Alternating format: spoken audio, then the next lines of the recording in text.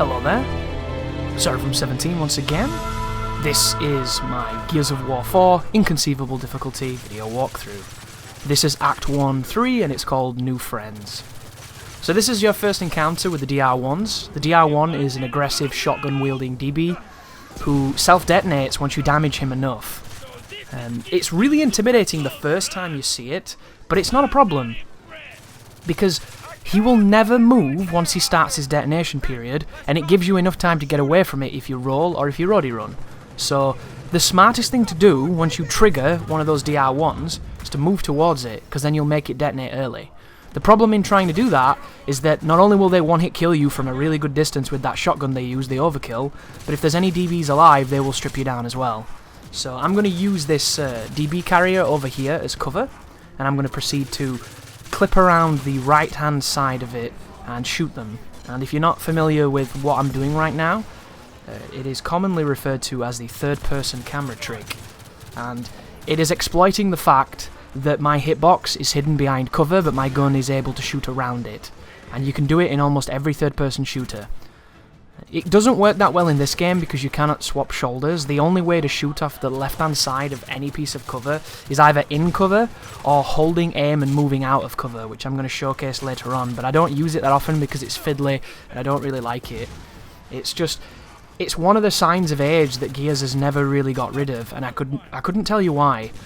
Even Resident Evil lets you swap shoulders now, a game that once upon a time had tank controls and fixed cameras. You know, we've moved a long way away from that, yet Gears fundamentally will not allow you to do it. And I've no idea why. That would probably be the first thing I would ask Rod Ferguson if I was ever to interview the man, because he's been on almost all of the games, right?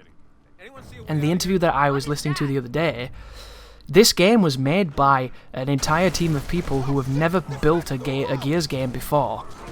There was 3 people on the development cycle who have designed a Gears game, and everybody else was new. So I think that they did a fantastic job, all considered. I had no idea that much of the staff was completely foreign to this, so you have to give credit where it's due. As much as I think that this game is very safe and at times very bland, it's still a very competent and a fun Gears game. I was stunned, actually. I was really stunned to hear that, so kudos to those people. I think they have a very nice foundation here to build the fabric off of that's going to be its own thing. And there's a lot of telegraphing in this game for Gears 5, because if you recently saw the trailer where somehow the Swarm are able to reprogram the DBs and turn them into something else, that happens in this game. It happens to Jin's robot in Act 5, and it was a wonderful piece of signposting for what's to come, so I'm quite interested to see what they do with it. I want it to be bold, brave, and different, and if it is, Gears 5 could be amazing, guys. I'm very excited, even if the characters are not the most interesting, even if the story is not the most interesting.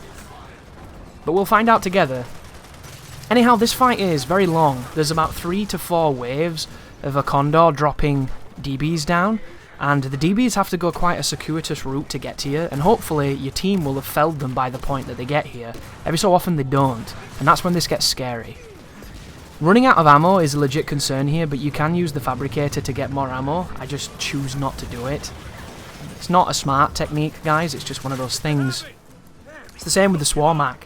When you open up those generators on the Swarmac, you can shoot them from the balcony, but I never do it. And I don't know why. It's a better way of doing it. But you know when you acknowledge something and still don't do it because your brain's just weird that way? It's one of those things. You might have noticed too that I gave Dell a Retro Lancer. The reason I did this is because I wanted the AI to have a slightly stronger variant of their weapon. Giving your team weapons is not as useful as you might think. If this was a Halo game, it'd be amazing. And because I don't know who the audience of this video is, you could be new, you might never have played a game like this before, who knows? I'm going to go down a little story time here to explain the whole idea of giving your team weapons. So, the reason that you would want to equip your team conventionally in a game such as this is that in days gone by, your team would have unlimited ammunition with whatever you gave them. So if you were to give them something that only has 2 shots and is incredibly precious, if you give it to the AI, they have unlimited shots. In Halo, you could give a standard soldier who was with you a rocket launcher, and he would fire it 1,000 times, and his aim would be good, the damage would be insane, and he would never run out of ammo. So it was a really cheesy but awesome way of making your entire team into just a massacring firing squad. In this game, they run out of ammunition, it doesn't work. Later on in Act 3, I'm going to give Del a drop shot and a boom shot, because I wanted to turn him into just a weapon of death. Doesn't work. And I'm telling you this early, so that you don't make the same mistake I did. All that happened is that Del was so careless with his ammunition that he wasted both the boom shot and the drop shot on Juvies, and then he used the snub for the rest of the level. And because his weapons had no ammo in them, I couldn't swap them out, and because he was holding the snub, I couldn't swap weapons with him anyway. So he ended up carrying the pistol and doing nothing for an entire act, which could have been avoided, and admittedly, your team are not very good. Every so often they're amazing, but fundamentally you need them to pull aggro, to be meat shields. That's what you want them to do. But they will shoot enemies, they will pepper them, they will hurt them, and sometimes they'll kill them. And it can help, it makes a big difference. If you were doing this campaign on your own, this would be one of the hardest difficulties I've ever played, because they pull so much attention that gives you the opportunity to be functional. So if one of them has a fucking pistol and chooses not to shoot, you are one man down, and a lot of the times there's only 2 AIs with you. So it's one of those weird things. I have no idea why it works that way, but do not give your team weapons unless you're about to fight a snatcher, or unless you're confident that you can get them off them, because it will just end up hurting you. But this next encounter is going to be standard trackers with grenades in them. Be very careful with this particular tracker. The radius on the splash is preposterous. It will kill you at like a meter and a half away from it. And I know what you're probably thinking. Well, a grenade in real life fires shrapnel and fucks you from like 300 yards, which is true, but this is not real life, so we can have less, right? I don't want to die to something I'm nowhere near. But this sequence is more trackers with a DR1. My intention just then was to kick the tracker into the DR1 and detonate him as well. I've picked up the overkill here because it's a very powerful shotgun that enables me to blind fire and get rid of DR1s when they get close. Be very careful of being in cover against that enemy because he has a mantle, and the mantle will lead to death because he'll just two-piece you. You want to be careful at the mantles to begin with as well. Even the drones, even the juvies. When a juvie jumps over cover and knocks you out of cover, it's an instant kill on Inconceivable. It never happened to me on Insane, so I can't remember if it was there, but just be very careful, guys. And it's similarly when you counter-attack a drone jumping over cover, it doesn't always give you the prompt, and if it doesn't give you the prompt, you have to chainsaw them. Because nothing else will work, unless you run away, or unless you've got a power weapon or something, because they take a lot of damage, and it puts you really close to them, and if they wake up and punch you or shoot you, you're dead. So it's oftentimes not a good idea to counter. It can be, and it looks awesome, but there's every opportunity it's going to fuck you in the mouth. So be very, very careful with it. The chainsaw battles are an interesting point of contention as well, because I lost one. And I lost one on Insane too, and I have no idea why. I don't know how it works. All I know is that you have to tap B pretty fast, and you have to tap it early. Buffering B when you go into the fight seems to be the most important variable, but I have no idea why they made it so difficult. You should never fail a chainsaw battle, it just seems dumb to me. It really does, but it's a legit problem, so avoid it if you can. This fight is introducing the DBs with the M-bars, and I'm going to be very aggressive here and move to the side of them. If you get shot by that gun, it is a one-hit kill.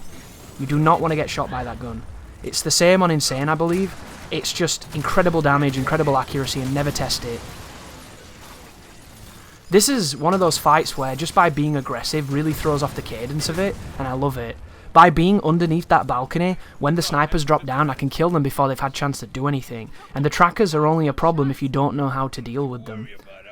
But my movement is quite advanced in this game. I understand a lot of interesting things that you can do, and I'm going to impart it on you guys so you can use the same.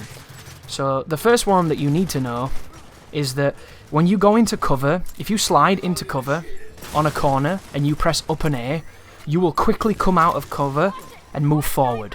When you do that, if you hold A and run, it will put you into a roadie run with, I think it's something like a 5 to 10% speed increase, and you will roadie run quicker than you normally would if you just held A. So the fastest way to move in this game is to slide onto a corner, up A, and hold A.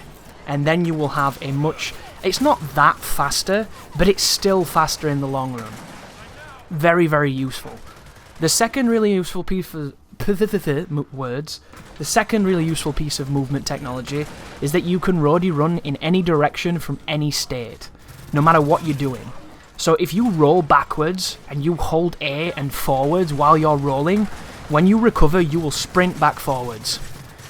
Conversely, if you're shooting somebody and you hold backwards and hold A, you will pivot and sprint backwards. And this can be done in almost any animation. If you do one of the doorway movement to movement moves, which is, I think they would call it a SWAT turn, even though I call the SWAT turn something else, you can hold roadie run in a direction while you're moving between those spaces in that preset animation and cancel it into a roadie run.